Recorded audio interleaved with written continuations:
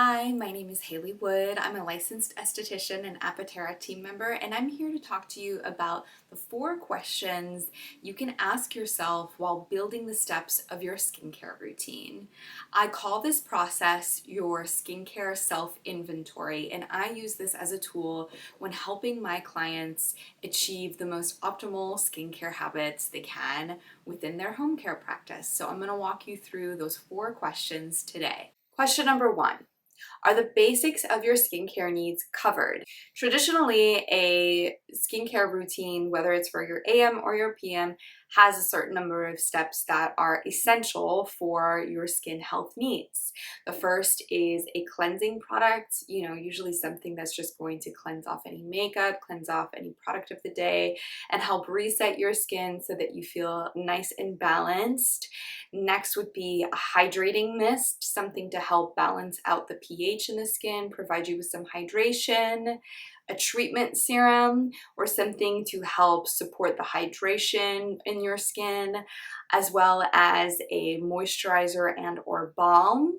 And then we have our SPF option just to protect us from excess UV rays, as well as bonus, a mask or a practice that you utilize from there.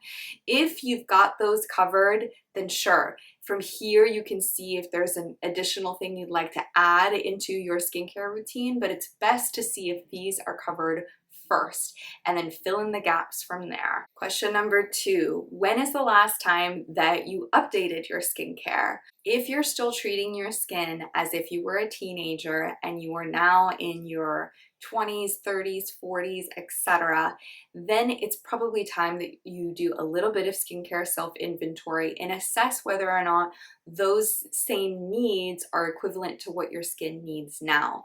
It's very common to fall into a comfort zone with our skincare. However, we want to make sure that you're just taking the opportunity to look within, see if your goals are the same, and also if your skincare problems are still the same for the last 10, 20 years, perhaps it is time to reevaluate and seek different support.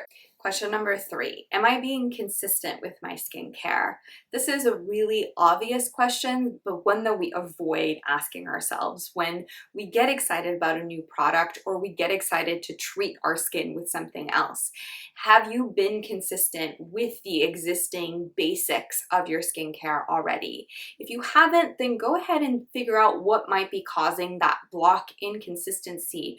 Are you trying to do too much, or are there times of the day where you find yourself not feeling enthused to use the products that you have? Those could all be indications that could lead you to finding the care that is going to be the most consistent for your skin needs. Question number 4. How does your skincare make you feel? This might seem like a woo-woo question, but it's really important.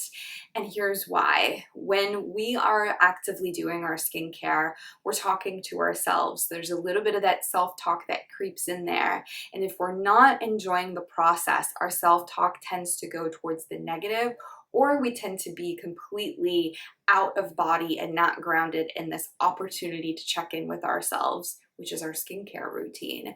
So, are you feeling good with it? Is it making you feel good? Honestly, if it's not, even if it seems like the best routine on paper, that's still an indication that it may not be right for you, at least at this time. You're always evolving, and so there's always an opportunity to go in and reassess and find what is working for you at this stage in your life.